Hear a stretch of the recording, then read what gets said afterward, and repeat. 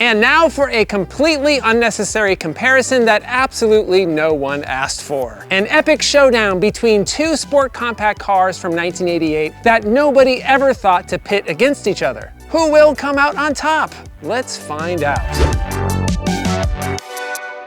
I own these two cars from 1988 that were never considered competitors, but you know what? They're actually kind of similar. My Volkswagen Scirocco 16-valve and my Chevrolet Nova twin-cam 16-valve. Both are sporty versions of somewhat basic cars. Both are fun to drive, and today these two are mostly forgotten. Well, maybe the Nova twin-cam a bit more so than the Scirocco. These are also short-lived models. The Scirocco 16-valve was only available here in the States for 2.5 years, and just 1 year for the Nova twin-cam. Back in '88, there were quite a few options for sporty, fun, small cars. The Scirocco 16-valve was a slightly more upmarket choice. It was quite a bit more expensive than those options, starting at over 14 grand. And the Nova twin-cam probably didn't show up on many people's radar as they made only 3,300 examples. And at over 11 grand, it was pricier than a lot of the competition. The second generation Scirocco came to the US as an '82 model, and from mid-'86 to '88, we got the sportier 16-valve model, complete with a 16-valve 1.8-liter engine, and it was a significant jump in power from the standard 8-valve engine, 33 extra horses. So that's what we have here. This is an '88, the last year for the Scirocco 16-valve in the US. The fifth generation Nova was one of GM's many attempts to bring reliable, efficient small cars into their lineup. It's essentially a rebadged Japanese market Toyota Sprinter, but built in Fremont, California, as part of a joint operation between Toyota and General Motors. The twin-cam was a 1-year-only model that added a more powerful 16-valve engine, sport suspension, and a fancy red stripe. The twin-cam was a big jump up in power from the base model, 110 instead of a measly 74. But these were and are super rare. The twin-cam only amounted to about 3% of all Novas sold in 1988. And do you remember the Toyota Corolla FX16? This is basically a sedan version of that with Chevy badges. And according to Motor Week, the Nova is actually faster.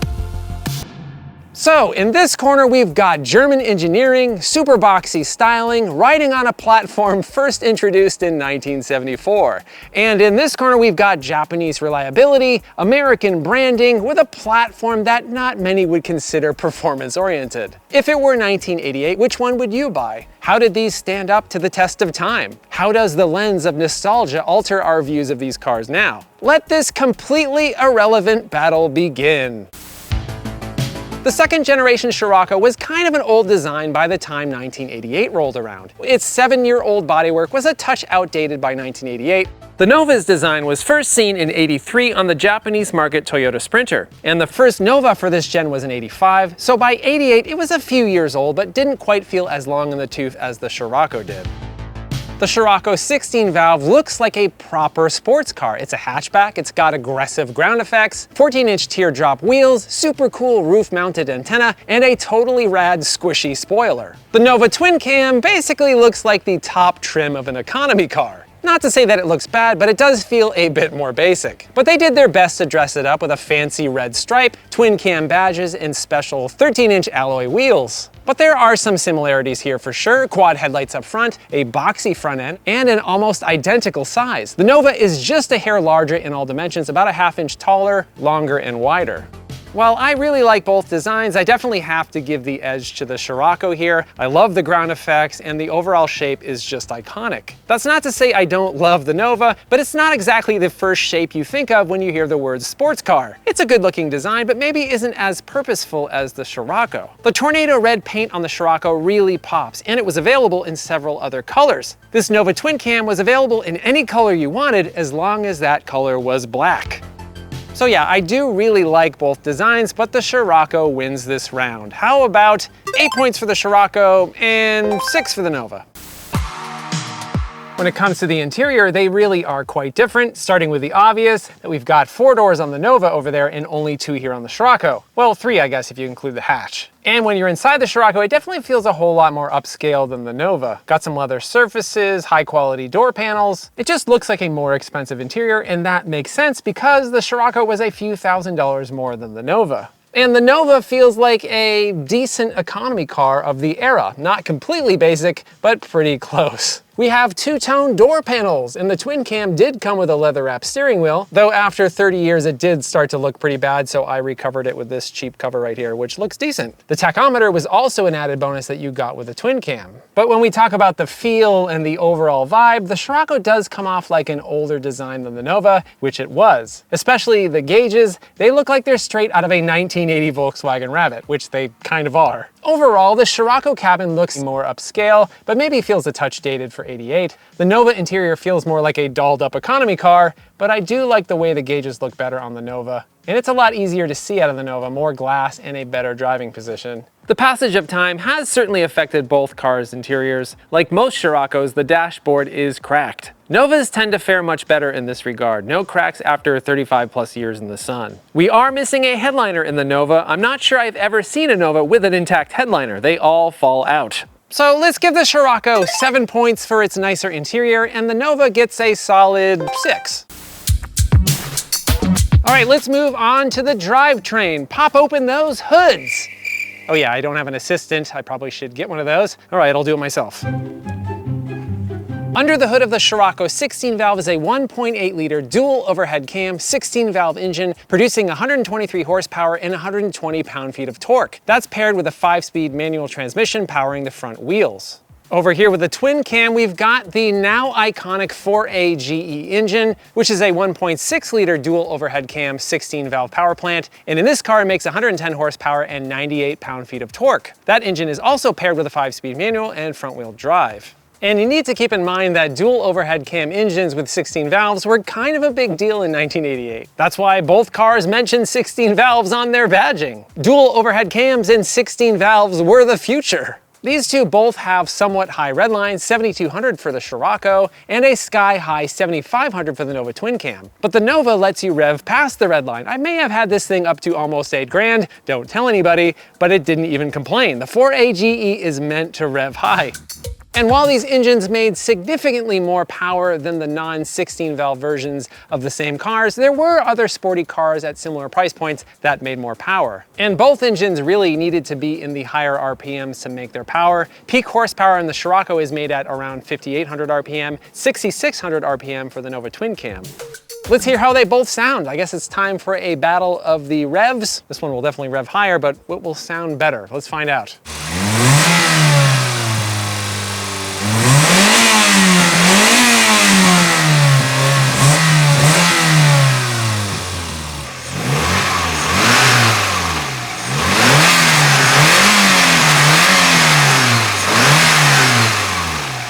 I don't know, I think if it just came down to under the hood engine sound, I might have to give the edge to the 4A GE in the Nova.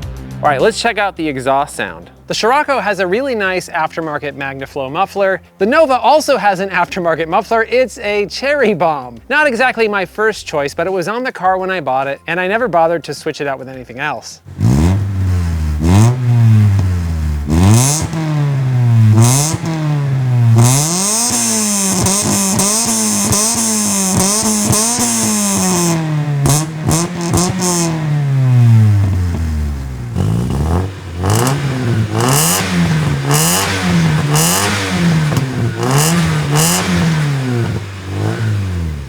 All right, so when it comes to sound, it's super hard for me to pick a winner. At low to medium RPMs, I think the Scirocco might sound a bit nicer. And even though the Nova is pretty buzzy, the ridiculously high redline of its 4A GE is pretty alluring. And when you factor in the overall vibe, responsiveness, and character of the engine, I think this might be a tie. So let's give the Scirocco 6 and the Nova 6. So the Scirocco has a power advantage over the Nova, but when it comes to weight, I'm not really sure because there are conflicting reports when it comes to weight for both of these cars. I think I actually need to get these on a scale. But in any event, they're both extremely lightweight, which adds to the driving fun and helps in the acceleration department. So in terms of outright acceleration, the Scirocco 16-valve has 0 to 60 times in the 8 to 8.5 second range. MotorWeek clocked it in at 8.5 seconds. The Nova twin cam has been reported to get to 60 between 8.9 and 9.5 seconds. MotorWeek had a time of 9.5, but Car and Driver managed to do it in 8.7 seconds. The Scirocco 16-valve did better in the quarter mile as well, but it didn't completely smoke the Nova. It was hanging in there just 0.6 seconds behind. So I'm kind of surprised that they were so close. The Scirocco has a fair amount more horsepower and a lot more torque, but that didn't translate into completely smoking the Nova. Back in the day, it was a bit closer than I thought it would have been. All right, so let's give 7 points to the Scirocco and 6 to the Nova. Okay, so let's talk features. Now we have to reset our brains back to 1988. Most cars at this price point didn't really come with a whole lot, especially when compared to modern cars. They both could be optioned with power windows and cruise control, and you could get a sunroof for the Scirocco. But there's not much else here. No cup holders, not a lot of space to store your stuff. We do have air conditioning in both, but the Nova gets this economy button, which basically just makes your AC kind of suck. And this could have been optioned with an automatic transmission, but the Scirocco 16 valves were all manuals. So it's a pretty close matchup here, but when it comes to the available features, I have to give the edge to the Scirocco. How about 7 points for the VW and 6 to the Chevy?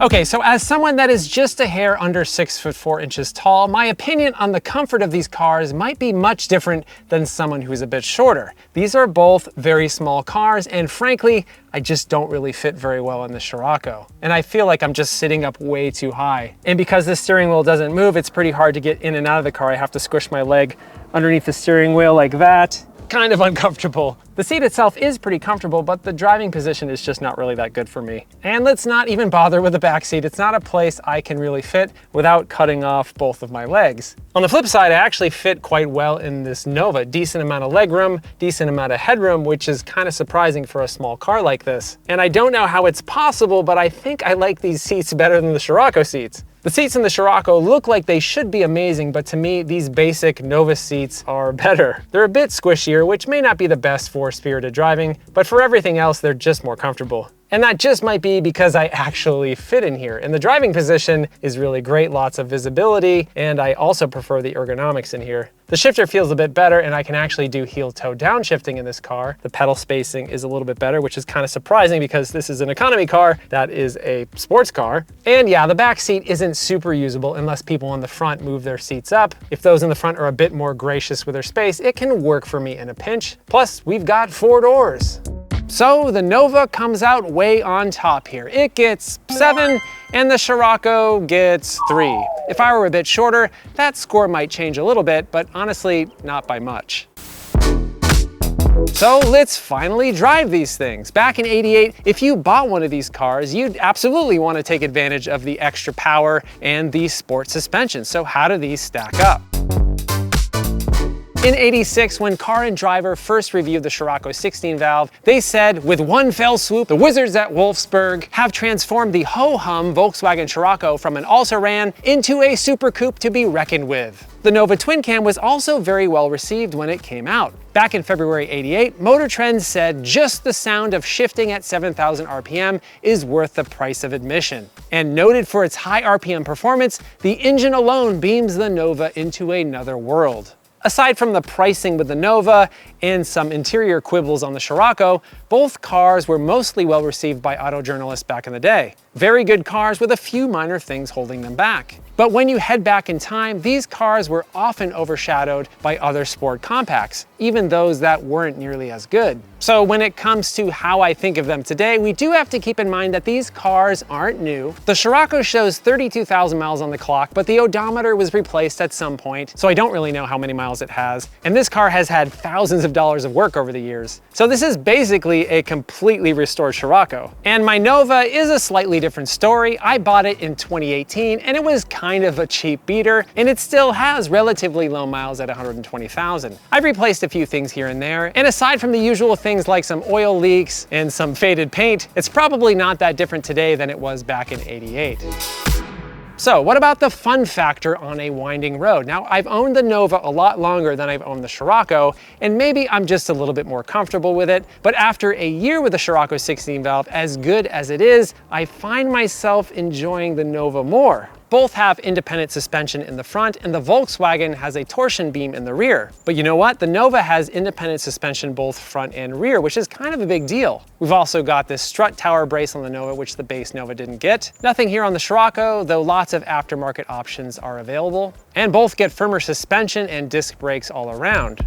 Both the Scirocco and the Nova are a ton of fun in their own way, but they do have a much different feel. Both cars rotate really nicely around corners, and I do like how my Nova feels somewhat light in the rear end, so you can really feel the car rotating around each turn, which is pretty cool. I do think maybe the Scirocco has less understeer than the Nova, but you know what? The Scirocco does feel a bit wiggly sometimes. Maybe it's because the chassis was designed in the early 70s. I'm not saying it's bad, but maybe it could use a strut tower brace or some other modifications to stiffen things up a bit. There's also a fair amount of body lean with both cars, and I don't really mind that. Sure, it doesn't really help with overall speed out of a corner, but it's enjoyable to get the sense for what the suspension is doing. And looking at skid pad tests from back in the day, the Scirocco could pull more G's than the Nova. The Scirocco was better, but again, not too far off. Back in the day, Motor Week recorded better braking lengths with the Nova, surprisingly. And when it comes to higher speed handling, the Nova feels a bit more predictable, and who knows, maybe it's because the thing is actually going a bit slower than the Scirocco, but I do find myself preferring the high-speed steering feel on the Nova versus the Scirocco. And I don't know, the Nova feels just a bit more willing than the Scirocco, a bit lighter, a bit more nimble. Again, it might be because I'm actually going slower. I do tend to prefer the slow car fast experience. I also kind of prefer the Nova shifter to the Scirocco. It's super easy to find gears, a bit more of a chore in the Scirocco. Again, these are not instrumented tests. This is purely seat of the pants feel. And when it comes to pure enjoyment, I just find the Nova more fun to drive. But yeah, these are both fantastic, factoring in what sporty compact cars were capable of in 1988. But I have to give the nod to the Nova here. How about 9 points for the Nova and 6 for the Scirocco? Now, if you've seen my other Scirocco videos, you know that I owned a Scirocco 16 valve when I was young, and to be quite frank, it was the most unreliable car I've ever owned. All sorts of catastrophic failures, all occurring before the car had even reached 100,000 miles. This Scirocco has been better, but even it hasn't been trouble-free either. The previous owners put thousands of dollars into it to bring it back to near new condition. And even then, I've had a couple issues. I've had to replace the cooling fan and the fuel pump. And no, it wasn't cheap to do, and I had to wait 6 weeks for a fuel line part that was only available in the UK. On the flip side, my Nova has been pretty reliable during my 7 years of ownership. It's been towed just once because of a bad fuel pump. There's been some maintenance here and there. I cleaned the fuel system, it received a new radiator and a new distributor, but nothing catastrophic, thankfully, considering this is also a very old car. Now, everyone's car is different, and I don't have reliability data on either of these vehicles, but in my experience alone, having owned 2 Scirocco 16 valves and having owned this Nova for 7 years and a base Nova before that, I put a lot more trust in the Nova than the Scirocco. Thanks to Toyota reliability, let's give this Toyota engineered Nova a 7 and the Scirocco a 3. Okay, let's talk value. Back in the day, these were both relatively expensive cars. Neither was a particularly good value. The Scirocco was significantly more expensive than similar entries in the sport compact market. The Nova was a few thousand cheaper, but still on the high side compared to the competition. At the time, Volkswagen was able to command higher prices, but it was much more difficult for Chevy to do so, especially with the Nova, which was known simply as being an inexpensive economy car. Ultimately, neither of these really sold that well. Chevy originally estimated that they would sell over 10,000, but only moved around 3,300. When it comes to the Scirocco, with styling that debuted in '81 and a chassis that dates back to '74, many potential customers thought it was a bit outdated by the mid to late '80s. Not that many 16-valve examples were sold here in the States. Nowadays, when it comes to used car prices, the Nova Twin Cam is almost always a better value if you can actually find one. Most people don't know about them, and if they did, good luck finding one. In the last few years, Sciroccos have gone way up in value. I paid 12 grand for this one. 10 years ago, this might have been a $5,000 car. And my Nova, I paid $22.50. And while I think the car should be worth so much more, I really don't know if it would command much more than like 5 or 6 grand today. What do you think? Ultimately, back in the day, there were other sport compacts that were a better bargain. But when it comes to today's prices, do you think that the Scirocco 16 valve is valued at about what it should be? Or maybe it's slightly overvalued? Let me know what you think. But when it comes to the Nova Twin Cam, I think that it's slightly undervalued, especially considering how rare the twin cams are. Only a handful left on the planet. So when it comes to value, let's give the Scirocco a 5 and the Nova a 7. Now, when it comes to the nostalgia factor, I think it's likely that the Scirocco is going to be on more people's radar than this humble Nova. The Scirocco was cool back in the day, and it remains cool today. I'm not really sure this generation Nova was ever really considered cool. It was mostly known as a cheap, reliable economy car with a name that pissed off boomers. So I do think that you have to be someone that's interested in curiosities or forgotten or unloved cars to be excited by this Nova. But that's me. I'm a huge fan of the cars that most people forgot, or cars that people never even knew existed in the first place. But to the general public, the Scirocco is going to attract way more eyeballs than the Nova. Let's give 8 points to the VW and 6 to the Nova. Okay, before we get to the winner, keep in mind that this battle was something that absolutely nobody asked for. Nobody in their right mind in '88 was actually comparing these two cars, and this is purely based on my own experience with a scoring criteria that I put almost zero thought into. But we must choose a winner. All right, so have you been tabulating the score so far? No, really, have you? Because I have definitely not been doing that. All right, wait a second. Boop up, boop up, boop beep up, boop beep boop up. Carry the 1. All right, the winner of this 1988 16-valve showdown goes to the Nova with a score of 66 compared to the Scirocco's 60. It was a hard-fought battle, but this humble Toyota-based Chevy beat the Scirocco by a hair. It's super unique, it's a ton of fun, and it's surprising that they even decided to make this thing. But honestly, if you had to choose between these two, well, I'd say you should probably just go with the Scirocco, because as rare as this Scirocco 16-valve is here in the States, it's still significantly less rare than a Nova twin cam. You'd have a much better chance of actually finding a Scirocco 16-valve for sale. I first saw a Nova twin cam when I was about 18 years old, and I went decades before I ever saw one again. In fact, the next one that I saw was this one right here that I ended up buying in 2018. They didn't build very many, and it's very likely that only a handful are actually left. So there you have it, a completely unnecessary comparison between two cars nobody cross-shopped in 1988 and few even remember exist today. If you like this video and you want to see more like it, please consider subscribing and hitting that bell icon. If you'd like to help support the show, please buy a Hello Road t-shirt or hat at helloroad.tv/shop. Thanks so much for watching, I hope you're well, and I'll see you soon.